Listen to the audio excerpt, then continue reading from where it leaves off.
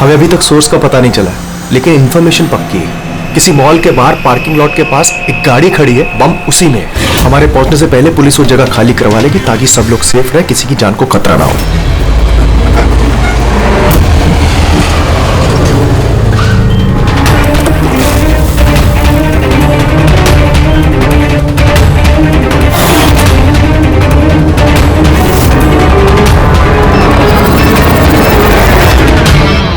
Sir कुछ पता चला किस टाइप का बॉम्ब है? इसके बारे में कोई इन्फॉर्मेशन नहीं, शायद जिसने इन्फॉर्मेशन दी उसे भी पता नहीं। क्या फर्क पड़ता है, वहाँ आसपास वैसे भी पब्लिक नहीं होगी, हम आराम से बॉम्ब डिफ्यूज कर सकते हैं। और नहीं भी कर पाए तो गाड़ी उड़ा देंगे। राइट, तैयार हो राधा? जी यस, इस बार तुम लीड करोगी। Are you sure? इसे इन्वॉल्व करना है? एक बार फिर से सोच लो। अगर बम डिफ्यूज करते वक्त हम लोगों में से किसी की मौत हो गई तो इसे तो प्रैक्टिस होनी चाहिए ना, राइट? वैसे भी 2 हफ्ते हो गए तुम्हें स्क्वाड ज्वाइन किए हुए, कभी तो शुरुआत करनी है। I am ready sir. Good, मैं वहां जाके जगह चेक करूंगा ताकि कहीं कोई और बम ना हो, और तुम तब तक वहां प्राइमरी सर्किट डिफ्यूज करना। अगर इमरजेंसी में विक्रम हमें जरूरत पड़ी बम ब्लास्ट करने की तो तुम जगह खाली कराओगे, राइट? राइट। लेकिन ध्यान रहे वहां पब्लिक डरी हुई होगी, हमें शांत रहना है। We have to be cool and quick. Let's go.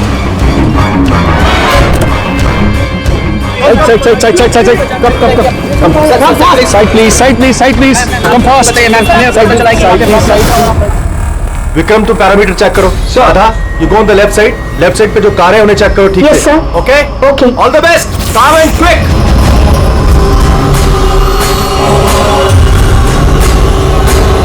You have to be quick.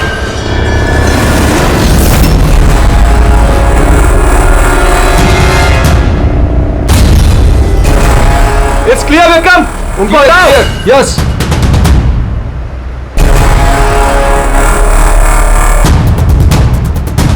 It's clear.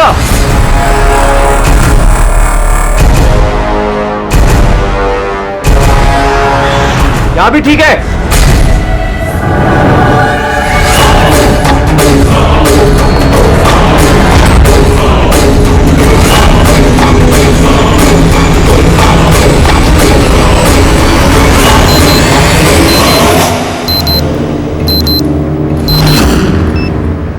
Sir bomb मिल गया। गुड, काली गाड़ी के नीचे है। तुम सर्किट डिफ्यूज करना शुरू करो, मैं यहां देखता हूं कोई और बम है क्या।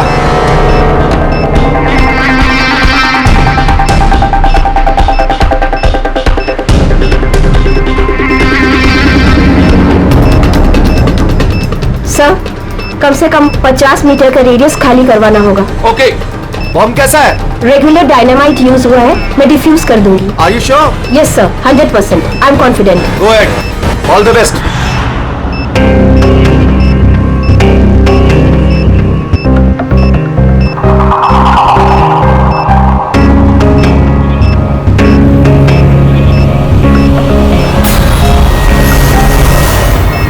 मुझे कुछ दिख नहीं रहा है सर। What happened? सर मुझे कुछ दिख नहीं रहा है सर। क्या हुआ? What happened? चारों तरफ अंधेरा लग रहा है सर। ये क्या कह रही हो तुम? राधा, तुम ठीक हो ना? क्या हुआ? सर मेरी उंगलियां फंस गई बॉम्ब के वायर्स में। बॉम्ब कभी भी फट सकता है। Sir help Radha me. Cool, cool Radha cool.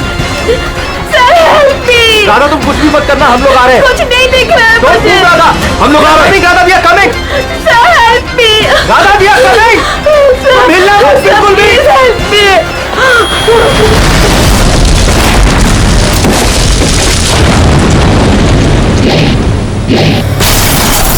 ACP sir ने कहा कि जब तक पता नहीं चल जाता कि ये बॉम्ब किसने और क्यों रखा है, मीडिया से कुछ भी मत कहना।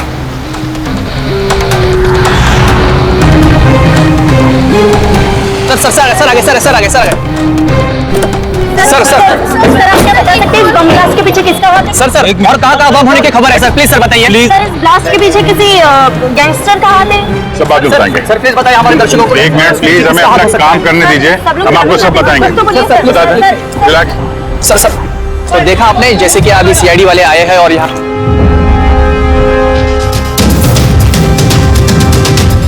सर यहाँ तो कोई एविडेंस नजर नहीं आ रहा है और लाश भी नहीं दिख रही है फॉरेंसिक लैब में ले जाने के लिए।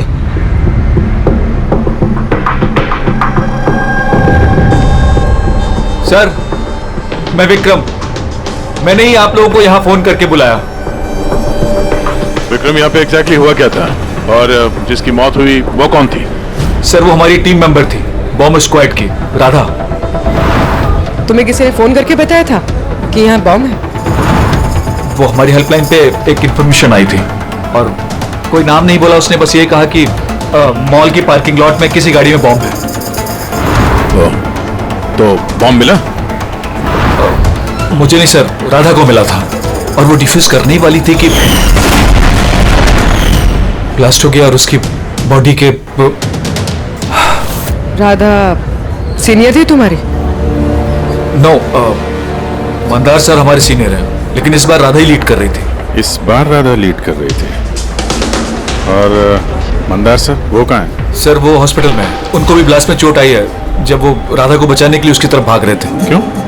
क्या हुआ क्या था वहां पे? सर अचानक वो कहने लगी कि उसे दिखाई देना बंद हो गया। क्या मतलब कि उसे दिखाई नहीं दे रहा? तो वो बॉम्ब डिफ्यूज कैसे कर रही थी? नहीं सर, पहले उसने कहा कि उसे बॉम्ब दिखाई दे रहा है और वो डिफ्यूज करने जा रही है। सडन पता नहीं क्या हुआ, उसने कहा कि मुझे दिखना बंद हो गया और अचानक और गलती में बॉम्ब ट्रिगर कर गया।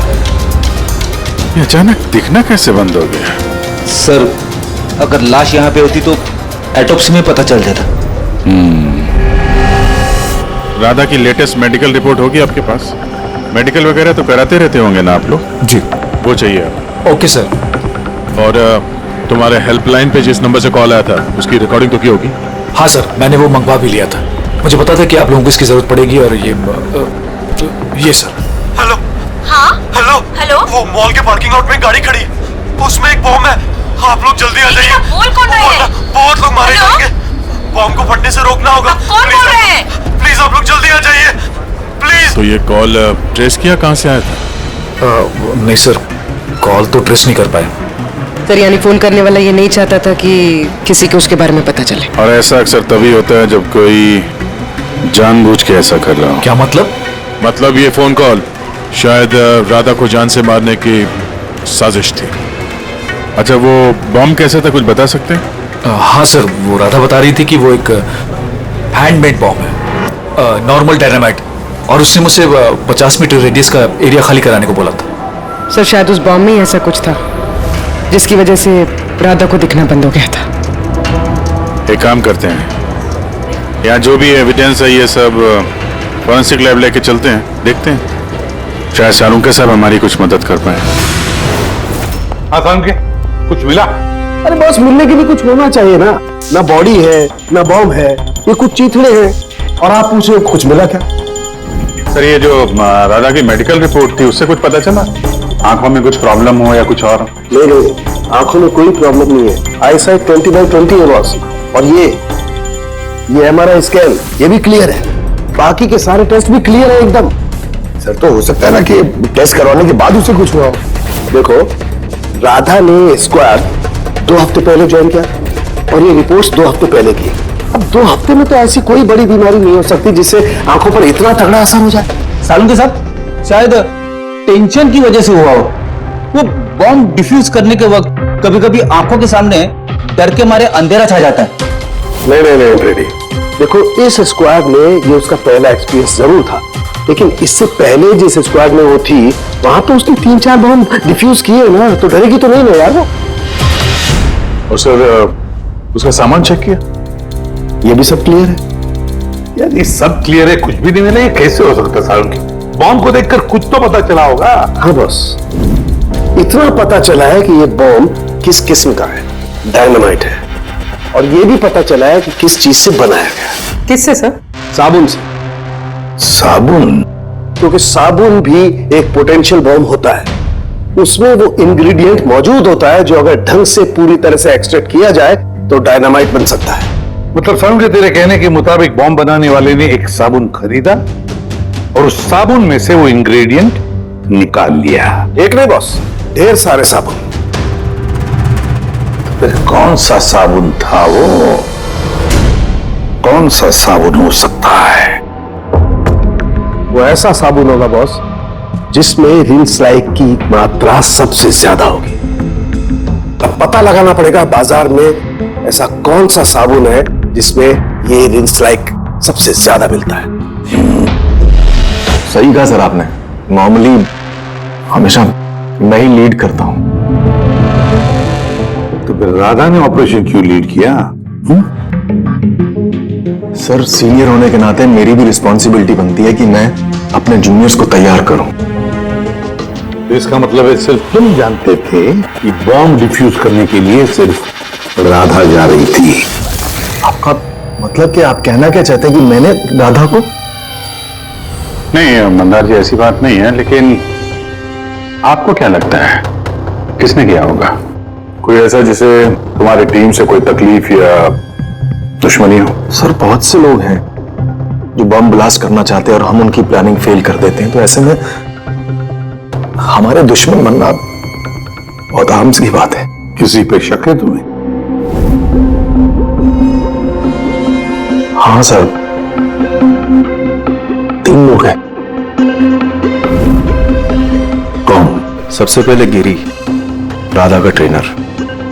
सर बॉम्ब स्क्वाड में वो राधा को ट्रेन करता था। राधा की गलती की वजह से उसकी आंखें चली गई, इसके लिए वो राधा को जिम्मेदार समझता है। मैं खून करूंगा। एक आदमी जो देख नहीं सकता वो खून करेगा। तुम्हारी मेडिकल रिपोर्ट में लिखा है कि तुम हल्का हल्का देख सकते हो। सिर्फ कहने के लिए। धुंधले धुंधले कलर्स के सिवा और कुछ नजर नहीं आता। जो आदमी साफ देख नहीं सकता वो बॉम्ब कैसे बना सकता है? तुम्हारी आंखों की रोशनी राधा की गलती की वजह से गई। तुम्हें राधा पर गुस्सा आया होगा और उस गुस्से में आकर तुमने राधा को मार दिया। राधा ने ग्राउंड पे एक लाइव बॉम्ब छोड़ दिया था। उसे बचाने के चक्कर में मैं अपनी आंख खो बैठा। अगर मुझे इतनी ही मेरी फिक्र होती तो मैं राधा को कभी नहीं बचाता। ठीक है, अभी आप जा सकते हैं। जरूरत पड़ी तो हम आपको दोबारा बुला लेंगे। और दूसरा राकेश सर, बहुत साल पहले कंट्रोल ब्लास्ट करते वक्त उसे चोट लग गई थी और उसके लिए वो मुझे जिम्मेदार समझता है। उसने स्क्वाड पर तो केस भी कर दिया था। राकेश, उस दिन एग्जैक्टली हुआ क्या था? सर 3 साल पहले की बात है। हमें किसी ने फोन करके खबर दी थी कि बिल्डिंग में बॉम्ब है। मैं तो बिल्डिंग में ही फंसा था। स्टोर रूम में लगातार 36 घंटों से काम कर रहा था। सर मैं इतना थका था कि स्टोर रूम में नींद आके मैं वहीं सो गया था। हम बम डिफ्यूज करने की कोशिश कर रहे थे लेकिन हो नहीं पा रहा था। मजबूरन हमें बिल्डिंग खाली करवानी पड़ी और मैं उस वक्त नया था और जल्दबाजी और जोश में ब्लास्ट करवा दिया। पूरी तरह से बिल्डिंग को चेक नहीं किया। नीचे स्टोर रूम में जहां राकेश था हम देख नहीं पाए। और उस ब्लास्ट में तुम्हें चोट लगी थी, राइट? नहीं तो ज्यादा चोट नहीं लगी थी। अच्छा, अगर तुम्हें कोई नुकसान नहीं हुआ था तो फिर तुमने बॉम्ब स्क्वाड के ऊपर केस क्यों किया? सर मैं छोटी मोटी नौकरी करता हूँ सर। मैंने सोचा अगर केस कर डालूं तो बैठे बिठाए थोड़े पैसे बना लूंगा। मतलब तुम्हें अभी कोई शिकायत नहीं उनसे? नहीं बिल्कुल नहीं। उल्टा उन्होंने मुझे 3 दिन छुट्टी तक दी थी। और तीसरा किशोर सर, वो हमारी टीम में था। पिछले महीने ही मैंने उसे स्क्वाड से निकाला और उसकी जगह राधा को रखा था। तो मुझे लगता है कि राधा से और मुझसे सबसे ज्यादा नफरत वही करता है। 2 घंटे में चाहिए मुझे। जाओ। मंदर, 1 मिनट, ये देखो, बहुत जरूरी है। क्या हुआ? क्या ये? किशोर की मेडिकल रिपोर्ट्स।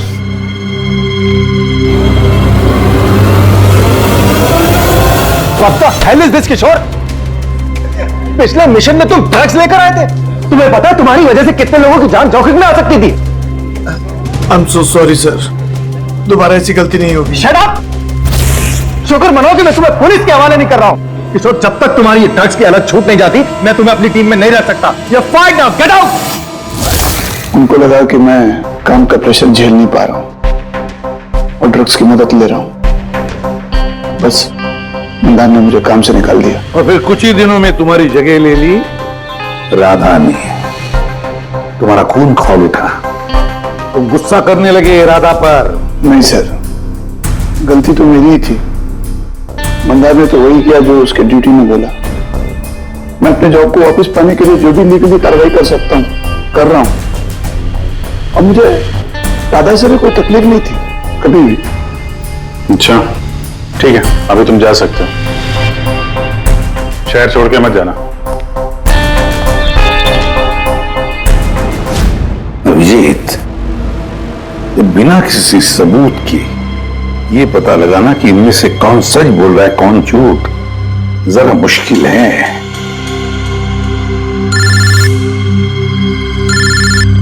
साळुंखे। हाँ बोल साळुंखे। बस पता चल गया कि वो बॉम्ब कौन से साबुन से बना था। नाम बता जल्दी। ग्लो नानो साबुन का, और बस उसमें भी जो सबसे ज्यादा खुशबू वाला ग्लो साबुन है उसमें केमिकल सबसे अधिक मात्रा में। बस thank you Salunkhe, great work. एक बॉम्ब ब्लास्ट में हुई मौत के बारे में कुछ पूछने आए हैं हम आपसे। बॉम्ब? सर बॉम्ब से मेरा क्या लेना देना? हमें शक है कि वो बॉम्ब आपके ब्रांड के साबुन से बनाया गया है। ये आप कैसी बातें कर रहे हैं सर? सर मैं एक सीधा साधा ईमानदार बिजनेसमैन हूँ, और अगर ये बात मार्केट में फैल गई मेरा तो बिजनेस। देखिए अब घबराइए मत, ऐसा कुछ नहीं होगा। हम जानते हैं कि इसमें आपकी कोई गलती नहीं है, बस हमें थोड़ी सी डेटा और इंफॉर्मेशन चाहिए। कैसी इंफॉर्मेशन? यही आपके जो लोकल रिटेलर्स हैं उनमें से किसी ने अचानक बहुत सारा स्टॉक मंगा लिया हो।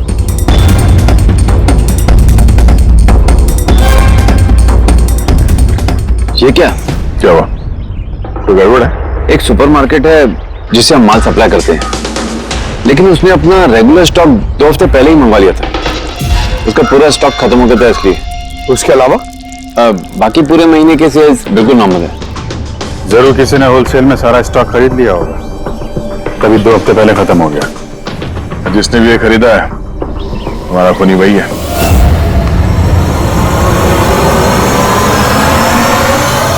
हो सकता है सर, अक्सर लोग यहाँ बल्क में माल खरीदते हैं। ग्लो सोप का भी बल्क सेल जरूर हुआ होगा। फिर तो आपके सिस्टम में रिकॉर्ड भी होगा ना उसका? ऑफ कोर्स होगा। अगर बल्क में ही उसने माल खरीदा होगा तो पेमेंट भी कार्ड से किया होगा, तब तो उसका नाम और डेट दोनों होगा। ये देखिए सर, ये ग्लो सोप का एक बल्क सेल हुआ है। हमें इस काउंटर के ऊपर जो कैमरा है ना, वो वाला, इसकी सीसीटीवी फुटेज चेक करनी है।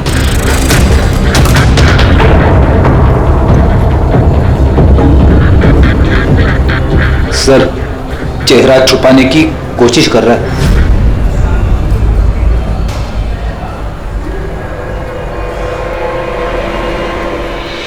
सर मगर सिक्योरिटी गार्ड ने तो देखा ही होगा ना इसे। चलो इसी से चल के पूछते हैं। नहीं सर, कुछ याद नहीं सर। अब इतने हाथ पैर मारने के बाद एक आदमी मिला, उसका चेहरा किसी ने देखा नहीं। अब उसे ढूंढेंगे कैसे? साळुंखे सर, वो आदमी जिसने बल्क में साबुन खरीदा था ना बॉम्ब बनाने के लिए, उसकी सीसीटीवी फुटेज मिल गई है, मगर एक प्रॉब्लम है, उसकी शक्ल नहीं दिख रही और ना ही किसी ने देखी है। अब तो बस एक ही तरीका है केस सॉल्व करने का। राधा की आंखों को क्या हुआ था पहले ये पता करना पड़ेगा। अरे यार वही पता करने की कोशिश कर रहा हूँ कब से।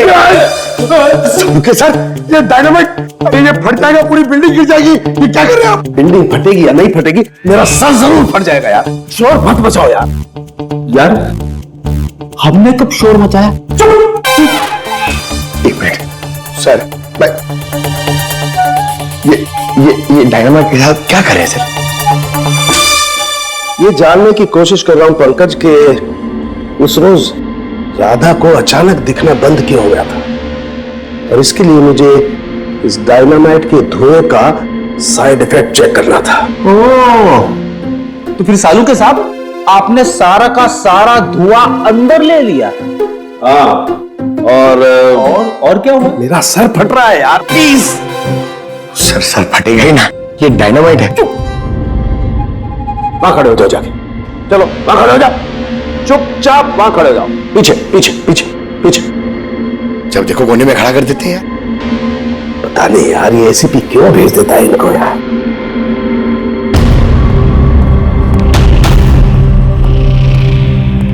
लग दो।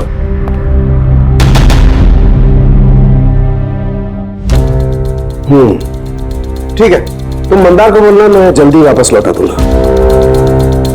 ये क्या हुआ है सर? बॉम्ब है? बॉम्ब नहीं है फ्रेडी, बॉम्ब सूट है, बॉम्ब सूट।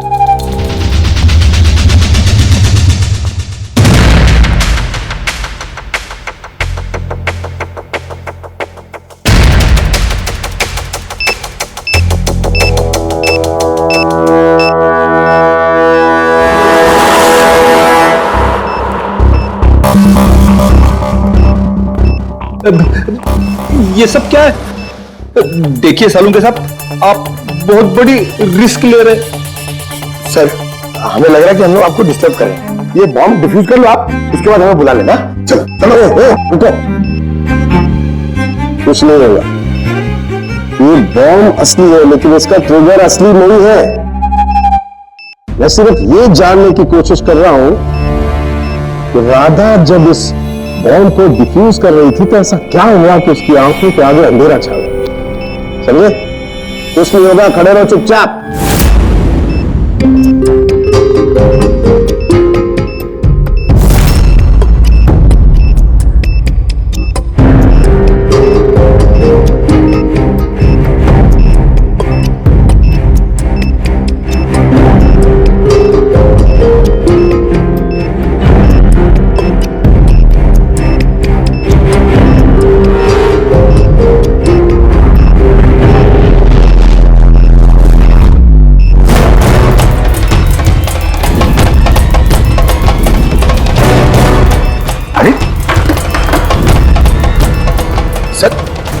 सर ये सारा सामान राधा का? हाँ सर। आंखों में कुछ गड़बड़ है। बॉम्ब स्क्वाड का लीडर मंदार है। हाँ, सारे ऑपरेशंस वही लीड करता है। हाँ सर, मगर इस बार राधा लीड कर रही थी। ये बॉम्ब राधा के लिए नहीं है सर। उनके साथ फिर किसके लिए? मंदार, उसका असली टारगेट मंदार है। जैसा कि हमेशा होता है, एक आदमी पैसेंजर के जैसे बस में चढ़ता है, बैग रखता है और चला जाता है। दूसरे पैसेंजर को शक हो गया था और पीछे से आवाज देने पर भी नहीं रुका था वो। इस बार मैं लीड करूंगा। सब लोग अपना अपना मोबाइल निकाल लो, switch off the mobile.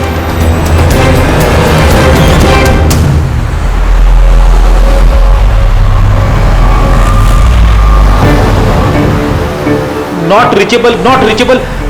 Phone को हुआ क्या सर? हाँ, मंदार का फोन ही नहीं लग रहा है। फोन स्विच ऑफ करके रखा होगा। बॉम्ब साइट के आसपास कोई भी इलेक्ट्रॉनिक इक्विपमेंट इस्तेमाल करना अलाउड नहीं है। अब कैसे बताएं उसे? तो उस बेकम को फोन ट्राई करो।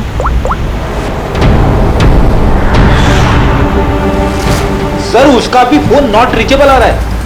बॉस, हमें हर हाल में मंदार को वॉर करना पड़ेगा। यार लेकिन साउंड के तुझे लैब में क्या मिला ये पहले बता। उस रोज राधा को क्या हुआ था ये जानने के लिए मैंने बॉम्ब स्क्वाड का सूट खुद पहना, तो थोड़ी देर बाद मुझे पसीना आने लगा और देखने में परेशानी होने लगी।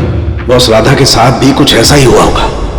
इस परेशानी से बचने के लिए जरूर उस रोज राधा ने भी कोई न कोई आई ड्रॉप जरूर डाला होगा ताकि उसे दिखाई दे सके। ओह, लेकिन सर राधा के सामान में हमें वो आई ड्रॉप तो नहीं मिला। हाँ, नहीं मिलेगा दया, क्योंकि उस रोज राधा लीड करने वाली नहीं थी, मंदार लीड करने वाला था। फिर मुझे लगता है इसीलिए राधा ने अपना आई ड्रॉप नहीं लिया और उसने मंदार का आई ड्रॉप यूज किया बिना मंदार को बताए हुए। सलाइन आई ड्रॉप तो नॉर्मल है, उसे लाखों लोग इस्तेमाल करते हैं। हाँ फ्रेडी, लेकिन शायद ये आई ड्रॉप बॉस नॉर्मल नहीं था।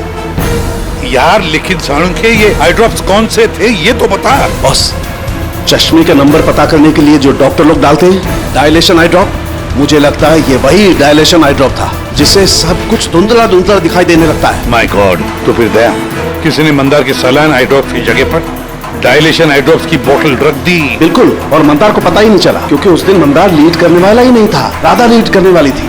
हम समझ रहे थे कि ये राधा को मारने की साजिश थी, पर उसका असली टारगेट तो ये मंदार ही था। था नहीं दया, था नहीं, है। मंदार अभी भी टारगेट है क्योंकि वो डायलेशन आई ड्रॉप लेकर के घूम रहा है।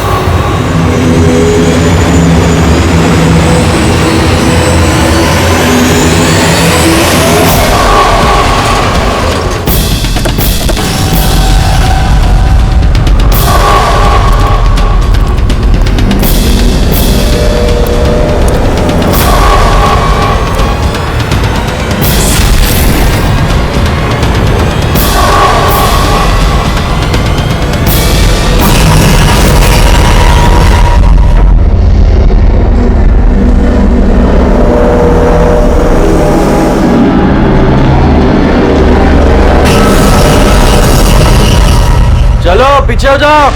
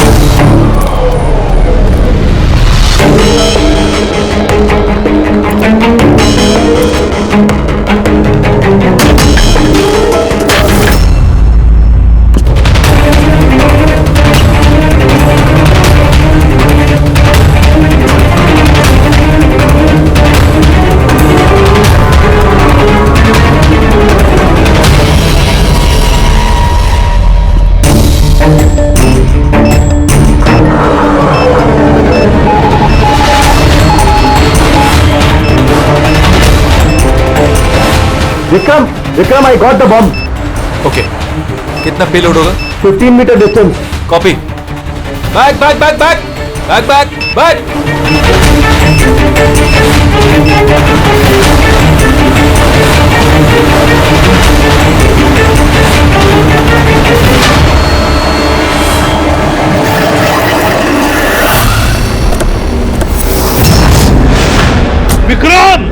विक्रम रुको, मंदार की जान को खतरा है। What? रोको उसे। मंदार है कहाँ? Inside the bus. उसने वो आई ड्रॉप यूज किया? हाँ, वो जब भी टीम लीड करता है आई ड्रॉप यूज करता है। पर बात क्या है? Mandar, can you hear me?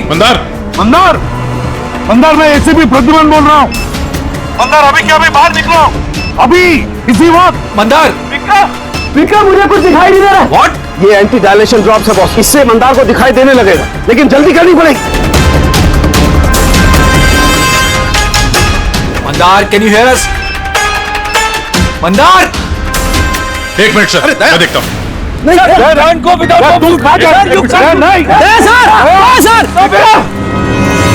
Vikram, come help me.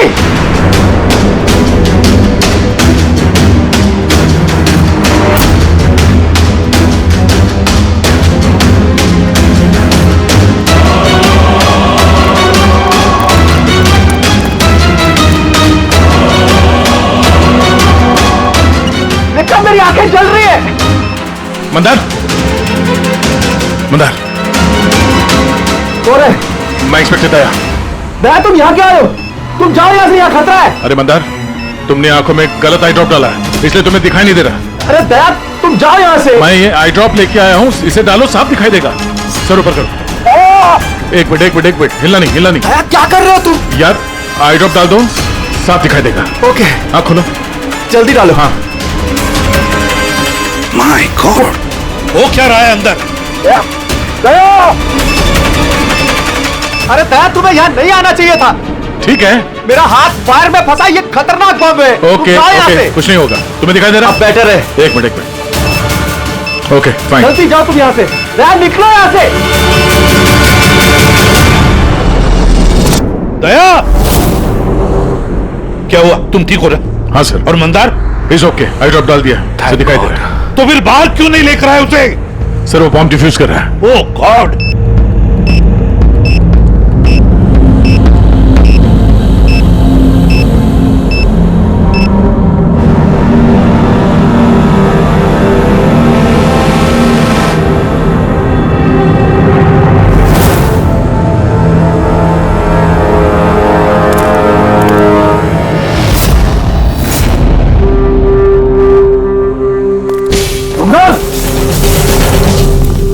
क्या मंदार, तुम ठीक हो मंदार? मंदार, तुम रोते क्यों हो यार? अरे सही सलामत तो हो. राधा मेरी वजह से मर गई सर. अगर मैंने उसे उस दिन लीड करने को नहीं कहा होता तो राधा आज हमारे बीच जिंदा होती. नहीं मंदार, देखो, इसमें तुम्हारी कोई गलती नहीं है. बहुत अच्छा काम किया तुमने. चलो.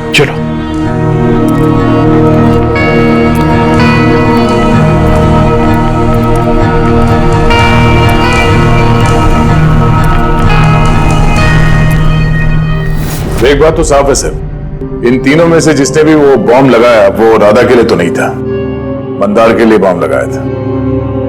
सर, यानी ये गिरी तो नहीं हो सकता, क्योंकि इसे मंदार से कोई प्रॉब्लम नहीं थी। तो बच्चे ये दोनों किशोर और राकेश। सर ये राकेश ही होगा सर। ये हमें दिखा रहा था कि इसे गुस्सा नहीं आता है, मगर अंदर से ये भरा पड़ा था गुस्से से। इसी ने किया होगा। नहीं नहीं नहीं, ये नहीं हो सकता। ये तो एक नंबर का डरपोक इंसान है।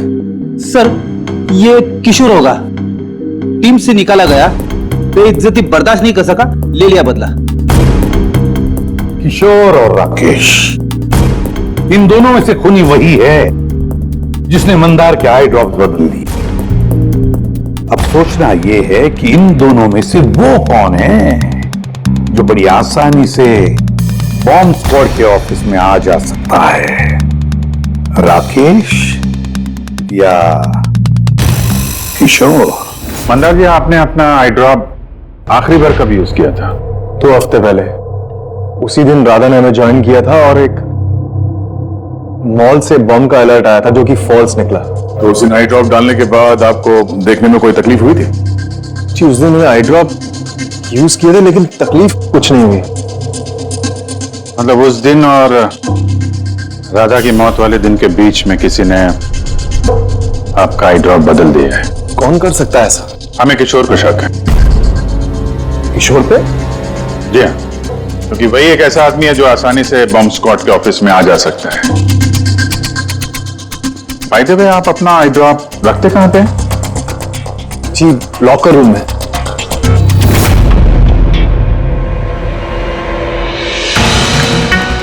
ये सीसीटीवी कैमरा, इसकी फुटेज देखनी है हमें पिछले 2 हफ्तों की।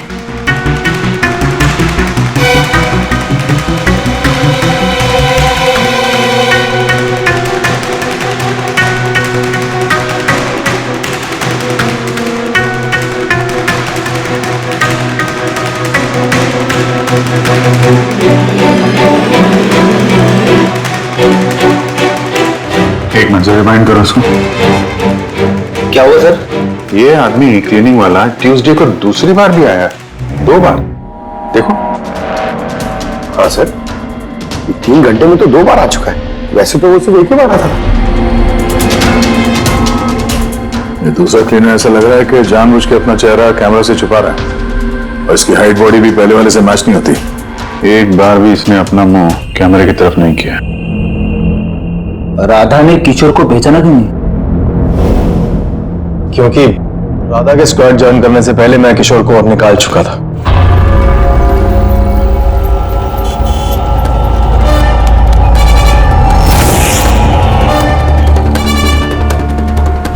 आप लोग यहाँ पे? तेरा टायर पंक्चर करने आए।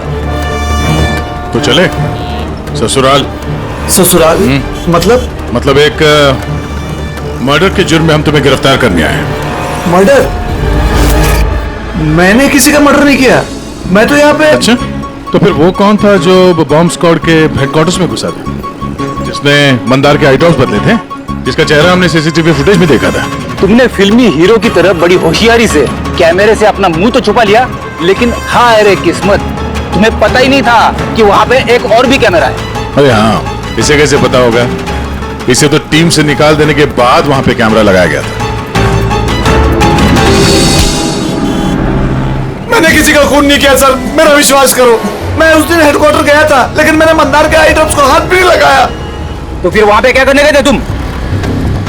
अपना ब्लड रिपोर्ट चुराने, जिसमें यह आया था कि मैं ड्रग्स लेता हूँ। बको मत। वो रिपोर्ट तुम्हारे किस काम की? उन लोगों के पास मेरे खिलाफ वही एक सबूत था सर। मुझे लगा कि अगर वो मेरे हाथ लग गया तो मैं उनके ऊपर केस करके अपना जॉब आसानी से हासिल कर सकता हूँ। मैंने किसी का खून नहीं किया, मैं सिर्फ वो ब्लड रिपोर्ट ही चुराने गया था सर। वो रिपोर्ट कहाँ है अभी? मेरे पास में, मेरे घर पर। सर, अब तो हमारे पास सबूत भी है कि किशोर इल्लीगली हेडक्वार्टर में घुसा था। बड़ा ही चालाक है किशोर, हमें बेवकूफ बनाने की कोशिश कर रहा है वो। सर पता नहीं, मुझे नहीं लगता कि वो हमें डबल क्रॉस कर रहा है, और करके फायदा भी क्या होगा? अभी झूठ बोलेगा, वापस कोर्ट में फंस जाएगा। सर वो तो ये भी कह रहा था कि वो क्लीनिंग स्टाफ वाला बन के वहां आया ही नहीं था, बल्कि खिड़की कूद के वहां घुसा था। खिड़की से अंदर घुसा क्योंकि उसे पता था कि वो खिड़की ठीक से लॉक नहीं होती है। और सर मंदार और विक्रम के हिसाब से वो रिपोर्ट हेडक्वार्टर से चोरी तो हुई है। झूठ बोल के कंफ्यूज कर रहा है वो हमें। ताकि पकड़ा जाए तो बोल दे कि रिपोर्ट चोरी करने गया था। फ्रेडी, अगर उसे मंदर को मारना ही था तो वो अपनी रिपोर्ट क्यों चुराएगा? उसे पक्का मालूम है कि रिपोर्ट चोरी हो गई तो शक उसी पे जाएगा। तो कहीं ऐसा तो नहीं कि उस दिन हेडक्वार्टर्स में एक नहीं 2 लोग उसे? सर, एक तो वो क्लीनिंग स्टाफ और दूसरा खिड़की से। हो सकता है। अगर किशोर खिड़की में से घुसा था तो फिर दूसरा कौन था? तो फिर तो एक ही आदमी बचता है, राकेश। लेकिन राकेश के पास तो ऐसी कोई खास वजह थी नहीं सर। उसने तो सिर्फ कुछ पैसों के लिए सब किया था। वैसे राकेश का कुछ खास नुकसान भी तो नहीं हुआ। छोटी मोटी चोटें आई और फिर ऐसा था ही नहीं कि उस ब्लास्ट में उसने अपनी oh my God, my God. क्या हुआ सर? अभिजीत सच तो हमारे सामने है लेकिन हम देख नहीं पा रहे थे। मतलब सर? ये मतलब राकेश ही समझाएगा। सर, मैं आपसे पहले भी कह चुका हूं, मैं बस पैसों की लालच में आकर यह सब कर रहा था। इतनी सी बात को लेकर मैं किसी का खून क्यों करूंगा सर? राकेश, इतनी सी बात तो वो थी जो तुमने हमें बताई, जो नहीं बताई उसका क्या? अरे सर, आप खामखा मुझ पर शक कर रहे हैं। अच्छा, अगर आपको लगता है खून मैंने किया है तो प्लीज बताइए खून मैंने कैसे किया। चलो अभी बताता हूं। अब अपना मुंह खिड़की की तरफ करके खड़े हो जाओ। क्या कहा आपने सर? मैंने कहा अपना मुंह खिड़की की तरफ करके खड़े हो जाओ, पीठ मेरी तरफ। सबूत चाहिए ना तुम्हें? तो अभी मिल जाएगा। खड़े हो जाओ।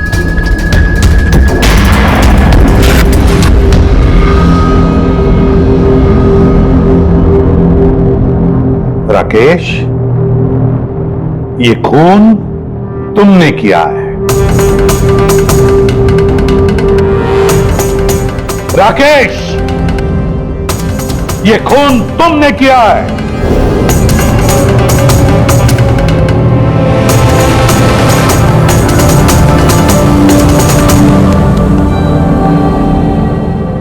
क्या हुआ सर? मैंने तुमसे कहा कि ये खून तुमने किया है, बोल के सुनाया, पर तुम सुन नहीं पाए। और फिर सुनते भी कैसे? उस ब्लास्ट, उन छोटी मोटी खरोंचों के साथ, चोटों के साथ तुम्हारी सुनने की शक्ति भी निकल गई, खत्म हो गई सुनने की शक्ति तुम्हारी। और इसीलिए उस मॉल जब उस सिक्योरिटी वाले ने तुमसे कुछ कहा तो तुम्हें समझ नहीं आया। उसी तरह जैसे राधा ने जब कहा कुछ तब भी तुम नहीं समझे, क्योंकि तुम्हारी पीठ राधा की तरफ थी। और जब राधा तुम्हारे सामने आई तो तुमने उसका लिप रीडिंग किया, उसकी होठों की मूवमेंट से समझ लिया कि वो क्या कहना चाहती थी। और फिर जब हेल्पलाइन पर तुमने कॉल किया तो धार बोलकर अपनी बात खत्म कर दी। इसलिए क्योंकि सामने से ये ऑफिसर क्या कह रहा था वो तुम्हें सुनाई नहीं पड़ रहा था। क्यों? मैं सही कह रहा हूं ना? ये खून तुमने ही किया है ना? हाँ, मैंने ही खून किया है।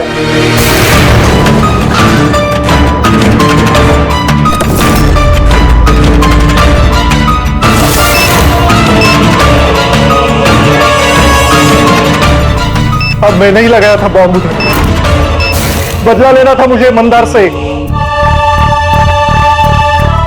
इसकी वजह से बहरा हुआ हूं मैं।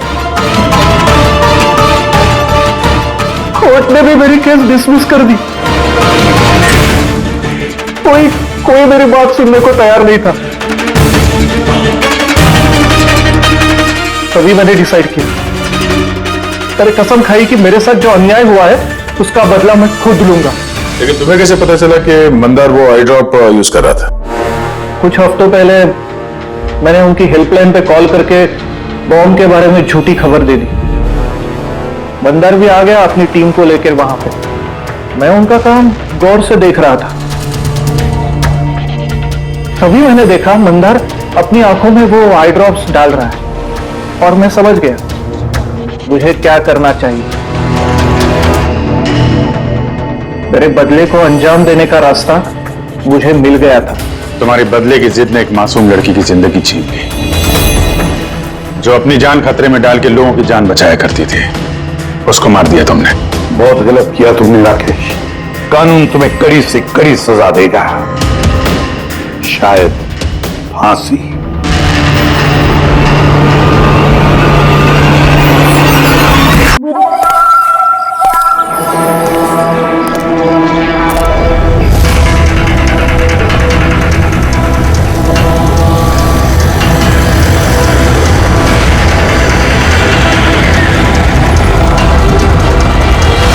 ए भाई, गाड़ी आगे ले।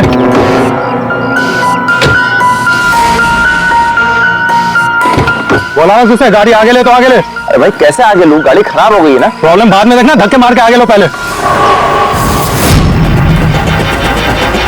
अरे आप लोग की मदद कीजिए। हम क्या मदद करें? जल्दी। इस आदमी को मैं पहचानता हूँ सर। इसका मतलब हमारी इंफॉर्मेशन एकदम सही है। यानी कि वो रूट नाम का कंप्यूटर हैकर इसी जगह पे होगा। और वो रूट जरूर कोई खतरनाक प्लानिंग कर रहा है सर। चाहे कुछ भी हो जाए, उसे जिंदा पकड़ना है, ये जानने के लिए कि उसका मिशन क्या है। और इस मिशन में तुम दोनों साइबर कॉप की आगे भी जरूरत लगेगी। तुम यस सर, यहाँ बाहर गेट पे खड़े रहना। Okay sir. नजर रखना। चलो।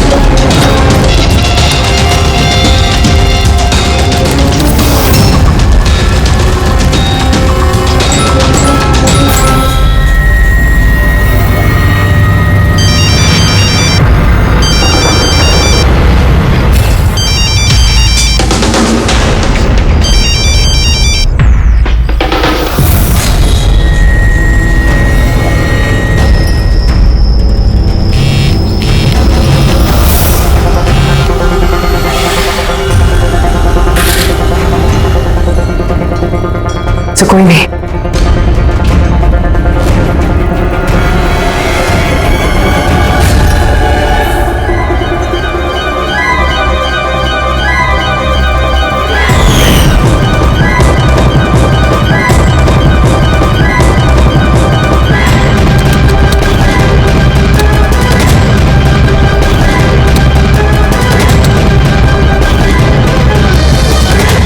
आप रेडी? सर सब जगह देख लिया, यहाँ पे कोई नहीं है। खबर तो गलत नहीं हो सकती, यहीं कहीं होना चाहिए। चलो देखते हैं।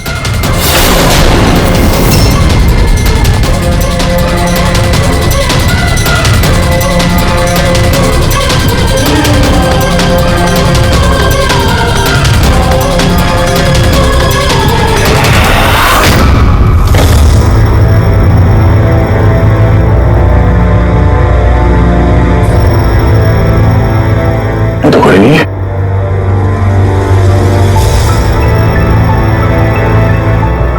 शहर अभी भी गर्म है, लगता है यहाँ पे कोई था अभी। मगर सर एंड मौके पे भाग कैसे निकला? सर हम लोग तो चारों तरफ से बंगले के अंदर घुसे, किसी को बाहर भागते हुए नहीं देखा है। सर? हाँ सर ये मॉनिटर देखिए, ये तो घर के आसपास की फुटेज चल रही, कहीं हमें देख के भाग तो नहीं गया? हो सकता है वो ज्यादा दूर नहीं गया होगा। जरा इस जगह को अच्छी तरह से चेक करो, और पूर्वी इस कंप्यूटर को चेक करो, देखो क्या मिलता है। तब तक मैं गेट पे जाके देखता हूँ।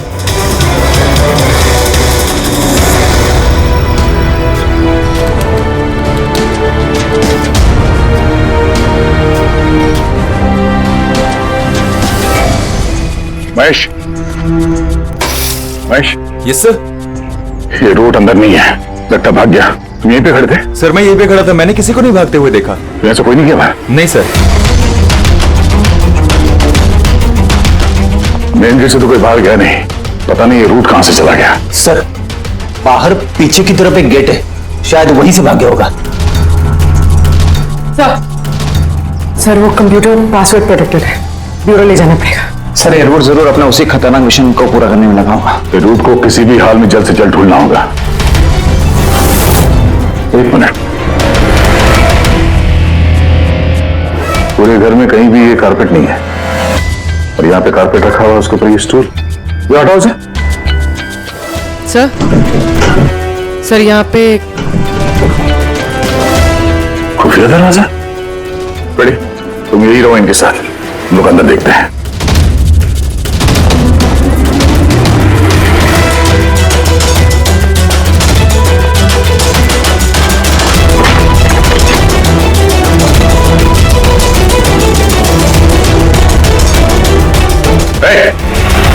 अब अगर अपने बचाव में कुछ कहना चाहती हो तो यही वक्त है। मुझे कुछ नहीं कहना, जो भी कहना मेरा वकील कहेगा। सर हमने इस रूट का कंप्यूटर सिस्टम एक्सेस कर लिया है और इंक्रिप्शन में भी सफल हो गए। कुछ पता चला? हाँ सर इसने पिछले कुछ दिनों में इंटरनेट पे भयानक वीडियोस पोस्ट किए। डार्क वेब पर sir. Actually dark web internet की एक ऐसी काली जगह होती है सर, जहां पर हर मुजरिम अपने गैरकानूनी कामों को एक टेक्नोलॉजी की मदद से अंजाम देता है, जैसे हथियारों की तस्करी हो, किडनी की चोरी या फिर किसी को मारने की सुपारी। सर ऐसा कोई भी काम नहीं है जो इस साइट पर नहीं होता है। समझ में बात नहीं आती, जब सब कुछ इतने खुले में होता है, सबको पता है, तो इसे रोकने के लिए हम कुछ करते क्यों नहीं? सर ये इतना आसान नहीं है। एक्चुअली इस साइट पर जाने के लिए आपको एक कंप्यूटर सॉफ्टवेयर की जरूरत होती है, जो चुनिंदा हाई प्रोफाइल मुजरिमों के पास ही होता है। जैसे कि ये रूट। Yes sir. और सर जैसे कि हमें पता है कि इस डार्क वेब पे आईपी एड्रेस और यूजर आईडी ये दोनों गुप्त रहते हैं। जरा दिखा कौन सा वीडियो डालें इस रूट में।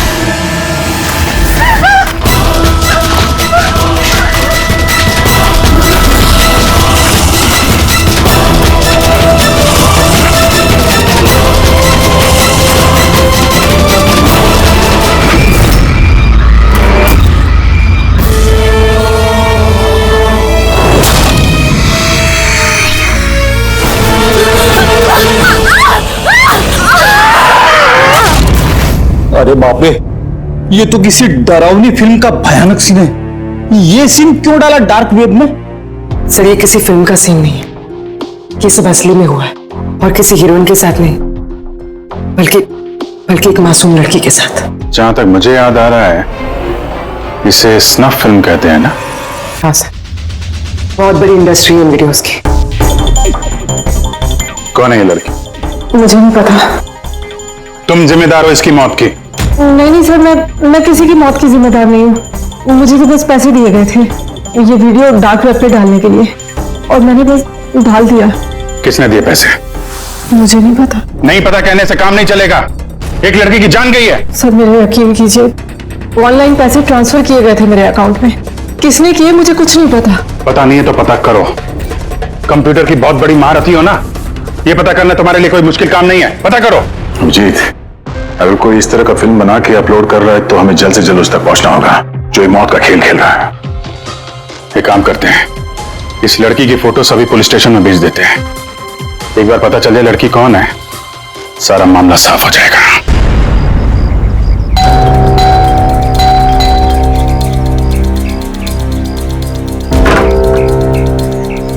जी कहिए, किससे मिलना है? ये रिया का घर है ना? हाँ, मैं उसका पापा। आइए। वो हम लोग सीआईडी से हैं। आपके लिए एक बुरी खबर है। आपकी बेटी रिया अब इस दुनिया में नहीं रही।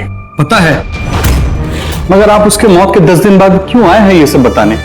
आपको पता है कि आपकी बेटी रिया की मौत हो गई है? आप उस कार एक्सीडेंट की इन्वेस्टिगेशन के लिए आए हैं ना, तो आपको ये तो मालूम पड़ा होगा कि रिया का तो फ्यूनरल भी हो गया है। एक मिनट, आप किस कार एक्सीडेंट की बात कर रहे हैं? वही जिसमें हमारी रिया चल बसी है। शेयर टैक्सी में वो पुणे जा रही थी। नहीं, रिया की मौत कार एक्सीडेंट में नहीं हुआ है। ये क्या कह रहे हैं आप?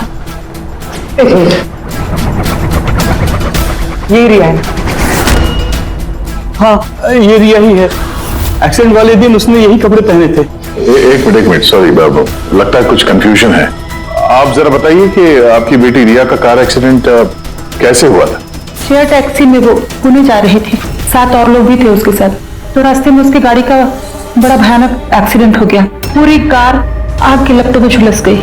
मरने वालों के तो चेहरे तक पहचान में नहीं आ रहे थे। तो आप लोगों ने रिया को कैसे पहचाना? उसके सामान के जरिए बस हम उसे पहचान पाए। आपने ये नहीं बताया कि ये फोटो कब की है?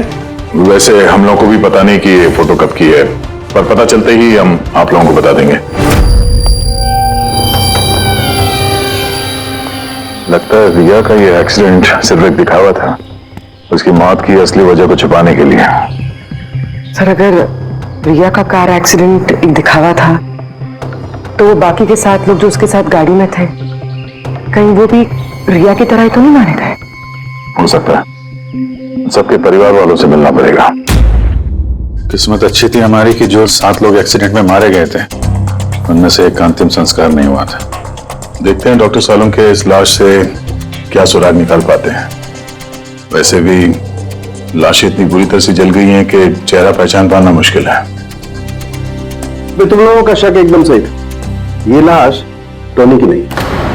लग ही रहा था सर हमें, लेकिन ये कौन है कुछ पता चला? नहीं यार, ये तो पता नहीं लगा है कि ये लाश है किसकी, लेकिन ये पता चला है कि इस आदमी को कैसे मारा गया।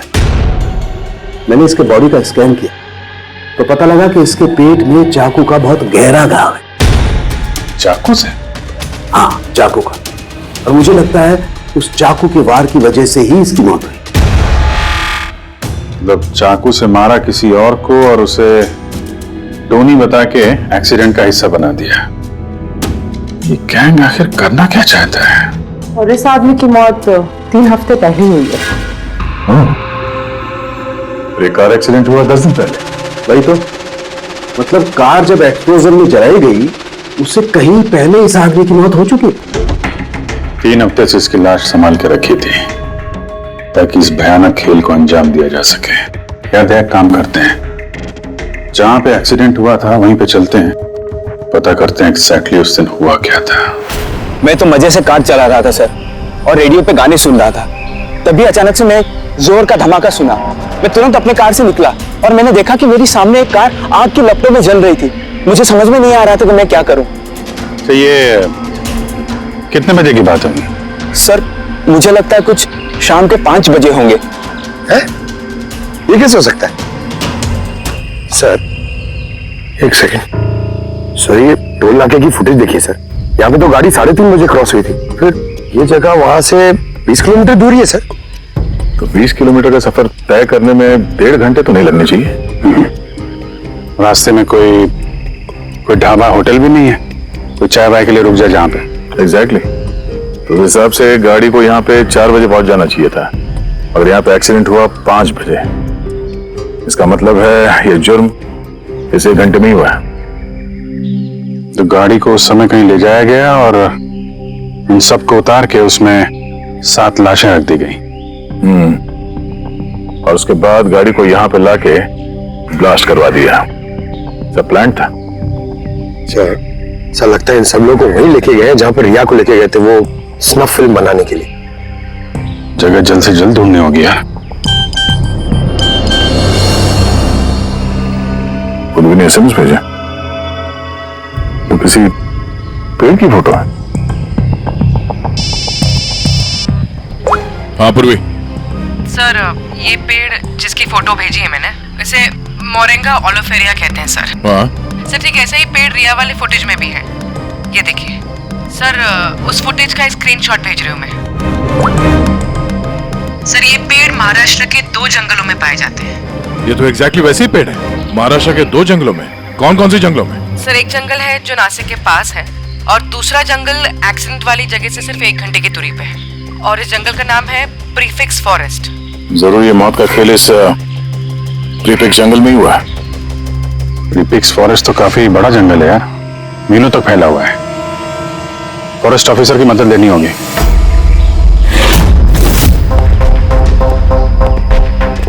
इस जंगल में ये सब हो रहा है, यकीन नहीं होता कि आपकी इंफॉर्मेशन पक्की है ऑफिसर? पक्की नहीं होती तो यहाँ तक आते नहीं हम लोग। आप बताइए कुछ हाल फिलहाल में ऐसी कोई घटना आप लोगों ने कुछ सुनी हो, कुछ देखी हो, जंगल के अंदर कुछ हुआ हो? बिल्कुल नहीं, और अगर ऐसा कुछ होता तो हम जरूर उस पर ध्यान देते। चलो कोई नहीं, फिर भी अपनी तसल्ली के लिए एक बार हम जंगल देखना चाहेंगे। श्योर। वैसे सर आप लोग पूरा जंगल देखना चाहेंगे? क्योंकि मीलों तक फैला हुआ है ये, इसमें काफी वक्त लग सकता है। नहीं नहीं, हम पूरा जंगल नहीं देखेंगे। हमें जंगल का वो हिस्सा दिखाइए जहां पे कोई आता जाता नहीं है, क्योंकि अक्सर सुनसान इलाकों में ही जुर्म पनपता है। Okay officers. विनोद, मेघना, इन्हें जंगल के उन इलाकों की दिखाने की जिम्मेदारी आपकी है। ओके? जी sir. Yes sir. Sir 1 second. Sir ये देखिए, सर ये जंगल का सबसे घना और सुनसान इलाका है। मेरी समझ से हमें यहीं से शुरू करना चाहिए। ठीक है, देखते हैं।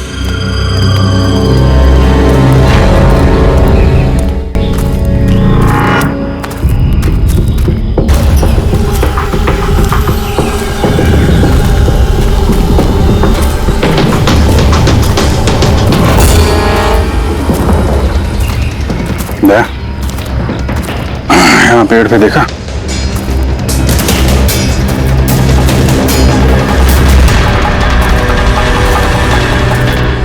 छोटा सा कैमरा। मतलब हम लोग सही जगह पे आ गए हैं।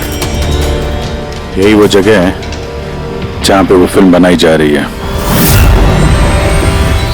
कैमरा ऊपर भी है, उस तरफ बैंड है।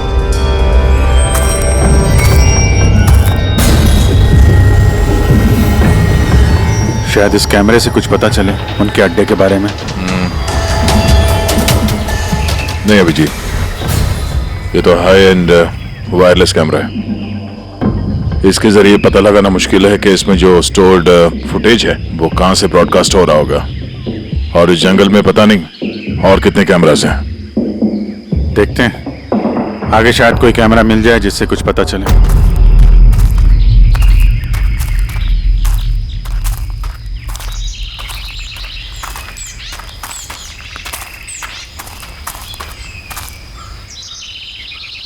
सर सही निशान देखिए, मुझे लगता है हमसे पहले यहाँ कोई आया है। हम लोग सही डायरेक्शन में जा रहे हैं।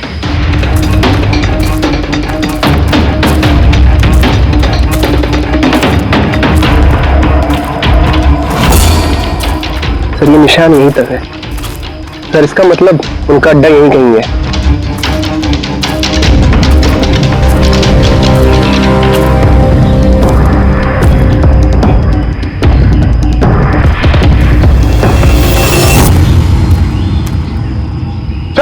सर जल्दी आइए।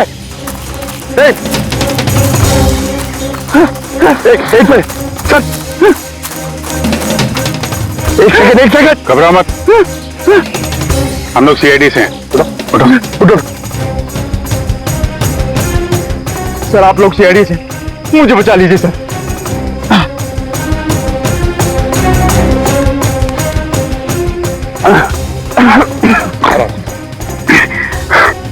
यहाँ फंस कैसे गए तुम?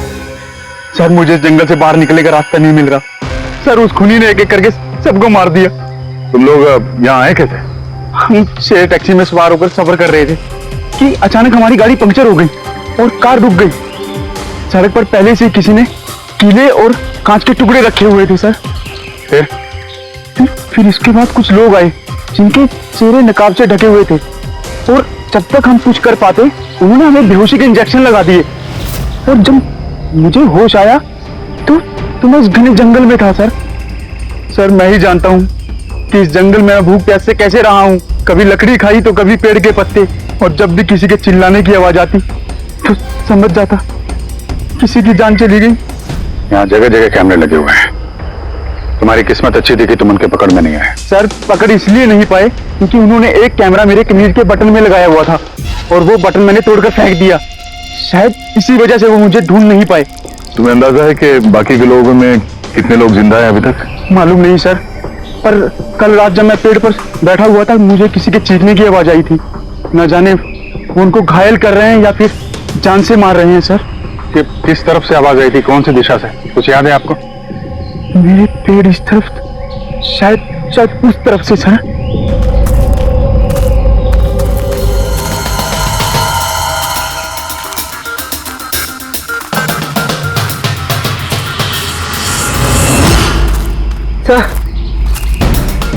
खून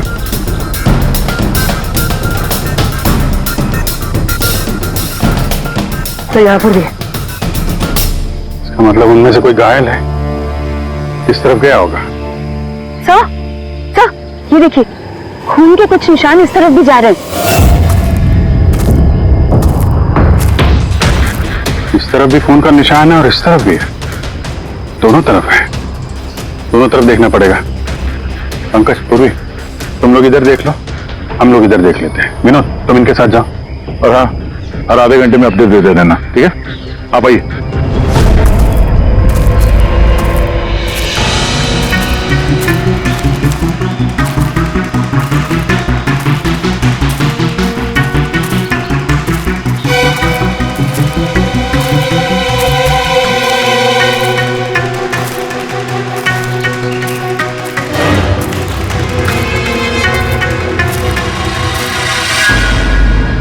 एक मिनट,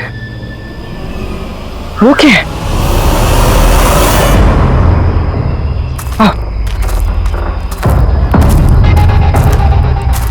घर, शायद घायल विक्टिम ने यहीं पर पनाह ली हो। जंगल के बीच में घर, मगर नक्शे के हिसाब से तो यहाँ कोई घर नहीं था। हो सकता है ऐसे फिल्म बनाने वालों को ऐसी लोकेशंस की जरूरत पड़ती है ताकि उन्हें कोई ट्रैक ना कर सके। हो सकता है उस घर में जो घायल आदमी है वही मुजरिम हो सकता है पंकज, और ये भी हो सकता है कि आगे और भी कैमरास लगे हों। होशियार रहना।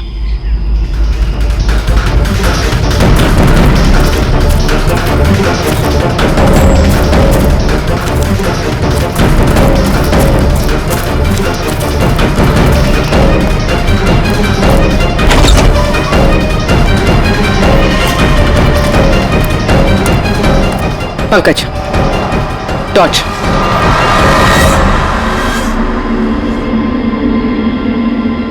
ये घर तो एकदम हिंदी फिल्मों की डरावनी पिक्चरों जैसा। ये देखो, उस घायल विक्टिम को यहीं पर लाया गया है। वो आवाज सुनी? अंदर से आ रही है।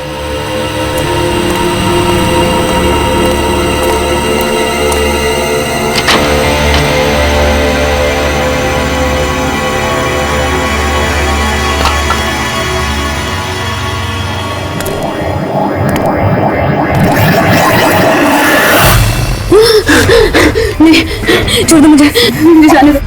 बाहर आओ। मेरे पास मत आना, मैंने कुछ नहीं किया। देखो, हम लोग सीआईडी से, घबराओ मत। आओ, कुछ नहीं होगा तुम्हें। अच्छा।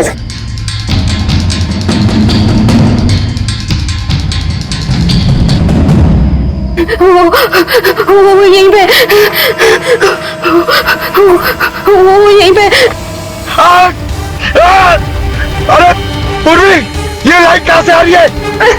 पंकज, पंकज, मुझे कुछ दिखाई नहीं दे रहा। अरे पंकज सर, पूर्वी मैम, पंकज सर।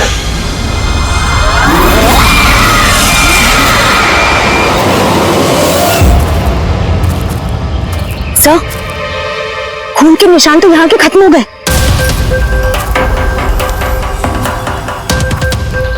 ऐसे कैसे हो सकता है? घायल आदमी अगर यहां पर आएगा तो यहां से अचानक कैसे गायब हो जाएगा? शायद वो मुजरिमों के हाथ लग गया यहाँ इस पॉइंट पे पहुंचने के बाद। हो सकता है। पता नहीं मोहित के अलावा और कोई है जिंदा कि नहीं। 1 घंटा हो गया तो पूर्वी और पंकज का कोई फोन कॉल नहीं है।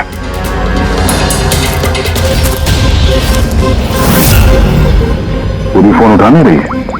पंकज देख लो,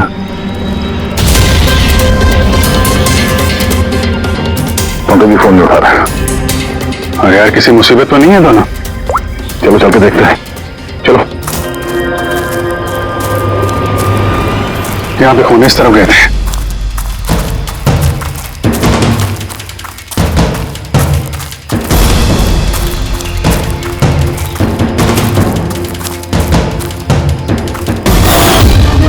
इस घर के अंदर शायद कोई हो। अंदर जाके देखता हूँ। ठीक है, तब तक मैं यहाँ बाहर देखता हूँ।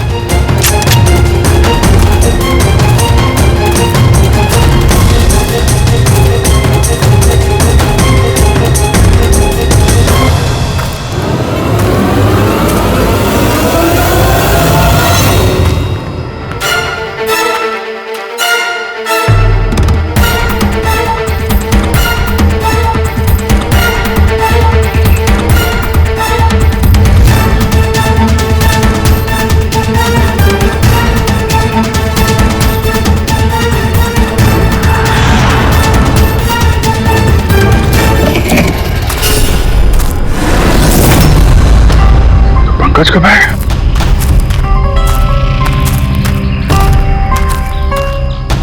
पंकज,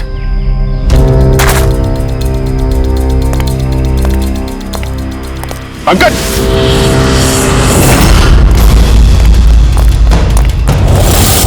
पंकज, पंकज, पंकज, कैसे? उठो, उठो, सर, उठो। क्या हुआ? सर वहां पे वो घर में गए थे सर, वहां पे एक लड़की थी सर। हाँ सब बात ही कर रहे थे सर। पता नहीं एकदम से इतनी रोशनी आई सर कि कुछ दिखने नहीं, कुछ समझ में नहीं आ रहा था। वो घर से जैसे जैसे मैं निकला बाहर, शायद यहाँ गिर गया सर। पता नहीं, कुछ समझ में नहीं आ रहा सर, एकदम चक्कर आ रहा है। और पूर्वी, विनोद, वो कहाँ है? सर वो लोग पता नहीं सर, अंदर थे, बाहर निकले पता नहीं सर। Oh no. क्या हुआ क्या तुम्हें? ये ठीक है। पूर्वी और विनोद मिले? नहीं, उस घर के अंदर तो कोई भी नहीं। ओह गॉड, उन्हें कहीं कुछ हो ना गया हो।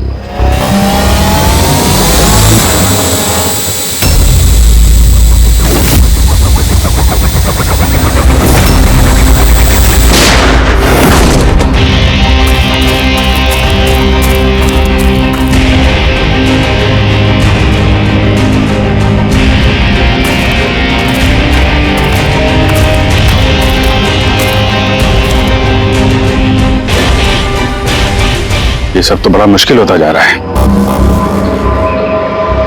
हमें वापस जाना होगा। चलो। क्या मतलब? देखो दया, हमें ये नहीं मालूम है कि अपराधियों की तादाद कितनी है, कितने कैमरे लगा रखे हैं यहाँ पे, कितने हथियार हैं उनके पास।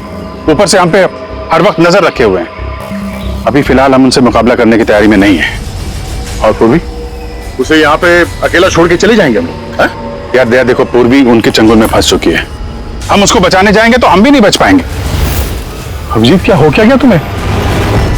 कुछ याद है सीआईडी में हमें पहले क्या सिखाया था? यही कि सबसे पहले अपने साथी को पीछे मत छोड़ना, चाहे वो जिंदा हो या मर चुका हो। अरे यार, हर लड़ाई रूल बुक के हिसाब से नहीं लड़ी जा सकती। हमें यह भी सिखाया गया था कि प्रेजेंस ऑफ माइंड का इस्तेमाल करना अलग अलग परिस्थितियों में। आई एम सॉरी, तुम्हारे इस थॉट से मैं एग्री नहीं करता। आई एम सॉरी, तुम्हें जाना है तुम जा सकते हो, बिना पूर्वी के मैं यहां इस जंगल से बाहर नहीं जाने वाला। जिद मत करो दया, हमें यह भी नहीं मालूम है कि पूर्वी जिंदा है कि नहीं।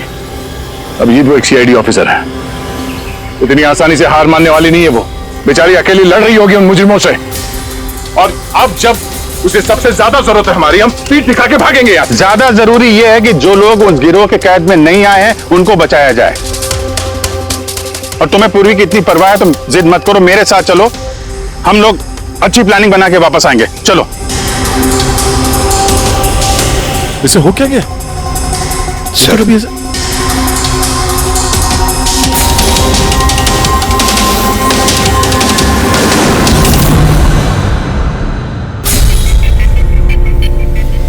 सीआईडी के इतिहास में ऐसा पहली बार हुआ होगा कि सीआईडी किसी से डरकर दुम दबाकर भाग गई।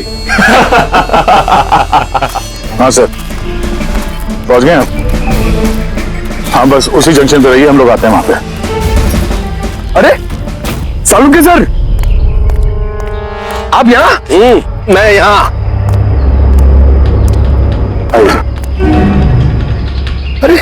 अरे तुम्हें क्या लगा हम लोग पूर्वी को ऐसे ही छोड़ देंगे जंगल में मरने के लिए? हैं? तो आपका और दया सर का झगड़ा झूठा था। जब अभिजीत ने वहां पे कैमरा देखा तो उसने मुझे इशारा किया। पता नहीं और कितने ड्रोन लगा रखे होंगे हम पे नजर रखने के लिए। जो आदमी उस कैमरे के जरिए हम पर नजर रखे हुए था, उसकी आंखों में धूल झोंकना जरूरी था। इसलिए अब वो लोग ये सोच के बैठे होंगे कि हम लोग जंगल से निकल गए, थोड़े रिलैक्स भी हो जाएंगे। यही मौका है हम पे हमला करने का। जी, ये ले, ये तुमने मंगाया था। ये क्या डिवाइस है सर? ये जैमर है पंकज। आसपास इस एरिया में जितने भी कैमरे होंगे सब जैम हो जाएंगे। अब वो हम पे नजर भी नहीं रख पाएंगे। और ये ड्रोन पे जो कैमरा लगा है, इसकी रेंज 7 किलोमीटर सिर्फ। बैटरी तो खत्म होने वाली है। इसका मतलब अगर हम इसे नहीं पकड़ते तो ये वापस उनके अड्डे पे जाता बैटरी बदलने के लिए। जरा आईपैड निकालना, नक्शा निकालो उसमें।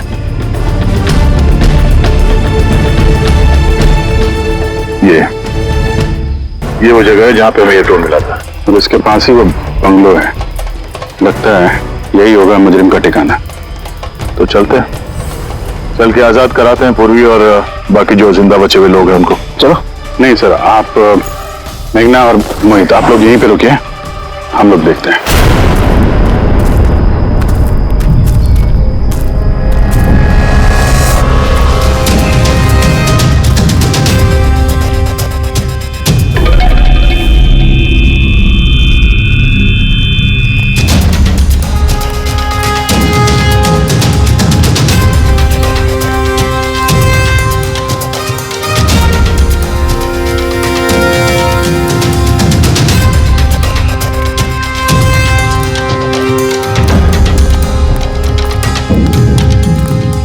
यार, पूरा सिस्टम बंद कैसे हो गया?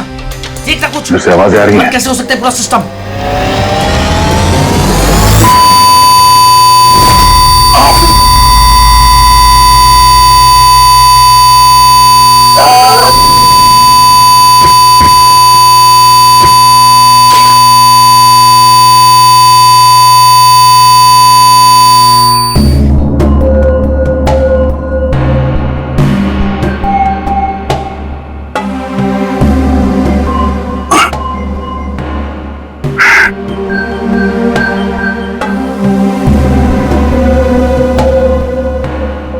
पंकज,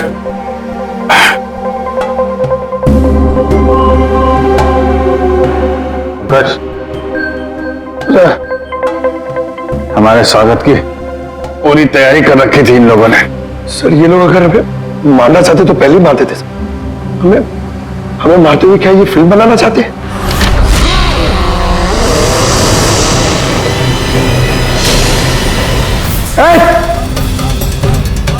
सच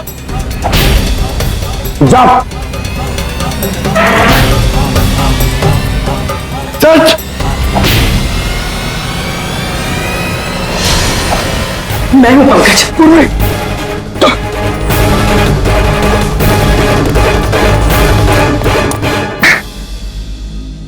तुम ठीक हो? हाँ सर। वो लोग किधर हैं? सर उस तरफ।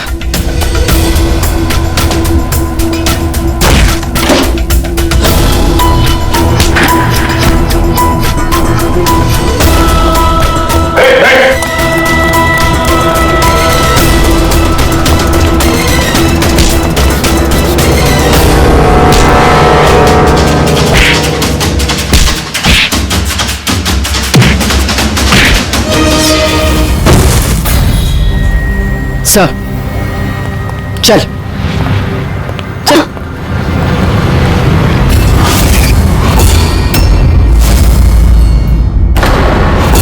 मेघना तुम?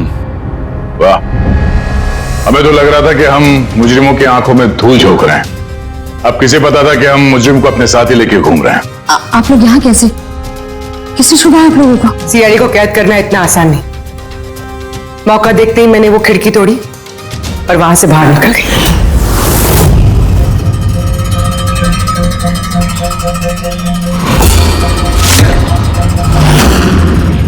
और उसके बाद मैंने उन्हीं लोगों का पीछा किया जिन लोगों को तुमने भेजा था मुझे ढूंढने के लिए। और फिर मैंने उस नकाबपोश आदमी को देखा और उसका भी पीछा किया।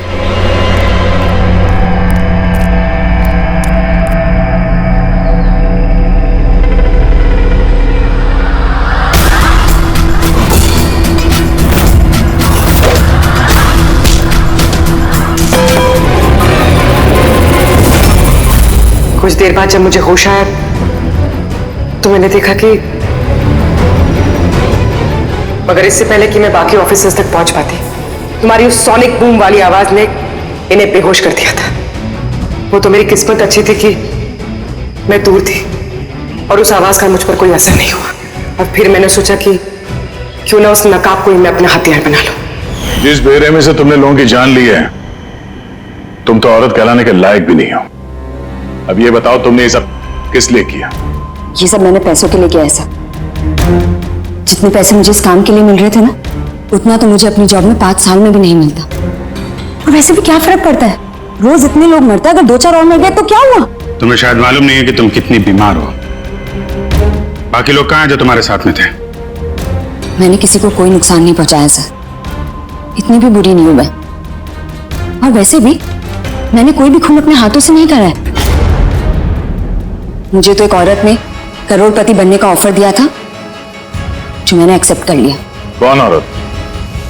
बहुत अजीब सा नाम था उसका।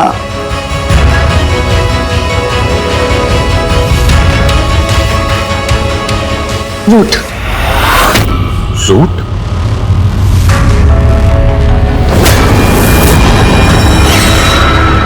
तो रूट है सबके पीछे मास्टरमाइंड। अब उसने ऐसा क्यों किया, उसका जवाब तो अब वही देगी। तो जहां तक तुम्हारा सवाल है, कानून तुम्हें कड़ी से कड़ी सजा देगा।